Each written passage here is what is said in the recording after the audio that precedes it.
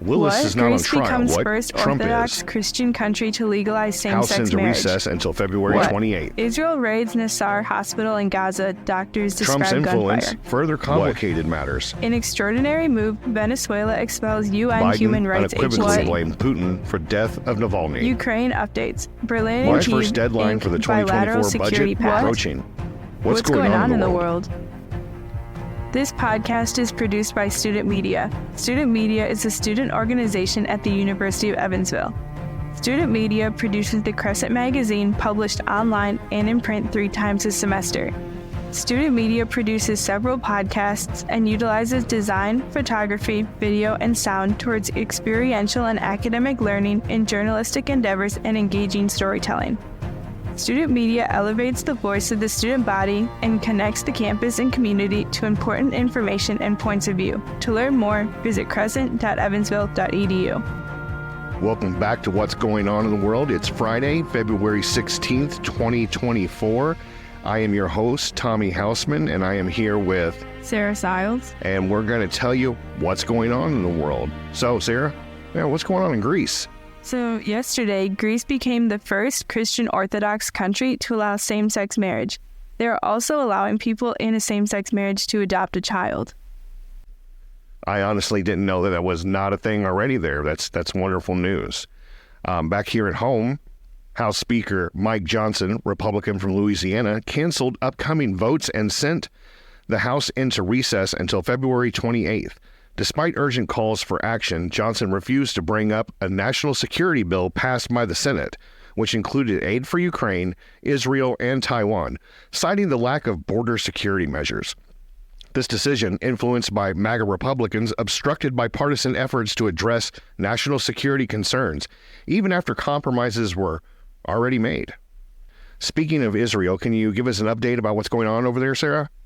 Yesterday, Israel raided a hospital in southern Gaza.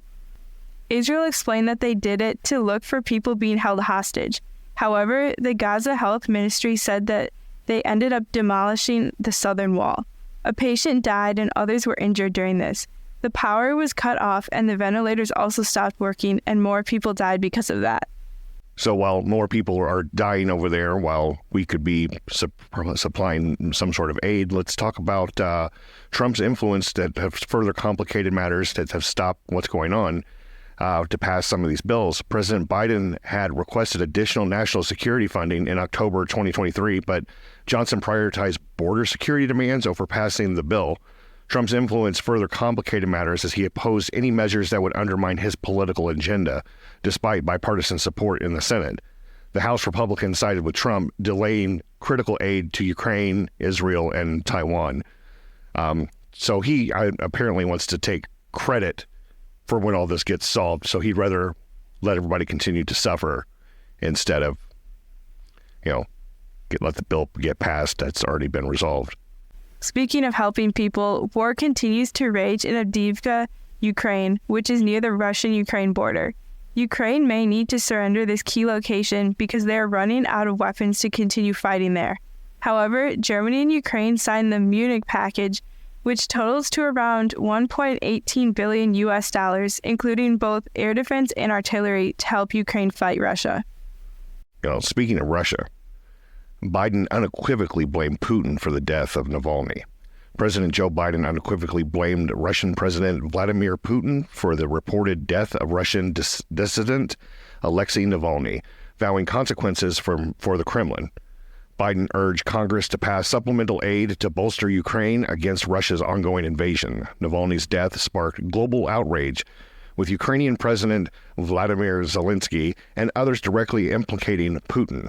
Biden condemned former President Donald Trump's remarks on Russia and NATO, labeling them un-American. The fate of bipartisan aid package to Ukraine remains uncertain amid GOP resistance. Biden's administration hinted at a forthcoming strong response to Navalny's death, but didn't specify measures. Navalny, Putin's prominent critic, faced severe persecution in Russia, including poisoning attempts and imprisonment, culminating in his reported demise in a Siberian prison. Lawmakers and international figures condemned Putin's actions and predicted Navalny's martyrdom would resonate beyond his death. Alexei Navalny, a prominent critic of Russian President Vladimir Putin, dedicated his life to challenging corruption and advocating for political change in Russia. Through relentless activism, investigative journalism, and mass demonstrations, Navalny exposed the excesses of Putin's regime, including luxurious properties owned by government officials. His efforts to mobilize public opposition against Putin, particularly among younger generations, resonated widely despite facing repeated arrests, threats, and even a poisoning attempt, like I mentioned. Navalny's use of social media platforms like YouTube allowed him to bypass official censorship and reach millions with his message. Despite his imprisonment and various legal challenges orchestrated by the government, Navalny remained steadfast in his vision for a more just and democratic Russia. His legacy is one of courage, defiance, and a tireless pursuit of accountability and change. So on to another autocrat. What is going on in Venezuela, Sarah? On February 9th of 2024, a Venezuelan security expert was detained. The UN said that they suspect her disappearance is a means of the government to prevent opposition. Yesterday, President Nicolás Maduro ordered the United Nations to leave Venezuela for conspiring against him. This will be raising questions about the democracy of the country. Willis is not on trial. Trump is. Fannie T. Willis is a black woman prosecutor leading a high-profile case against former President Donald J. Trump. Willis's personal relationship with a colleague has sparked accusations of conflict of interest, with critics questioning her judgment and credibility. These criticisms reflect a broader societal biases against black women in positions of power, including racial and gender discrimination. Contrastingly, Donald Trump has faced numerous allegations and prosecutions for misconduct, including accusations of sexual assault, where he was found liable.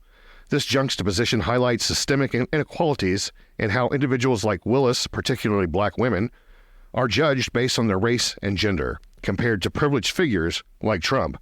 Despite facing similar or even more severe accusations, Trump's behaviors have not been scrutinized in the same extent, revealing the disparities and requiring a redirection and forceful reminder that Willis is not on trial in Georgia. Trump is, for attempting to steal an election and defraud the state of Georgia. All right, that's all for this week's episode. Tune in next week for another episode of What's Going On in the World. Thank you, Sarah. I'm Tommy Hausman, and I hope to see you guys next week. Thanks. Goodbye.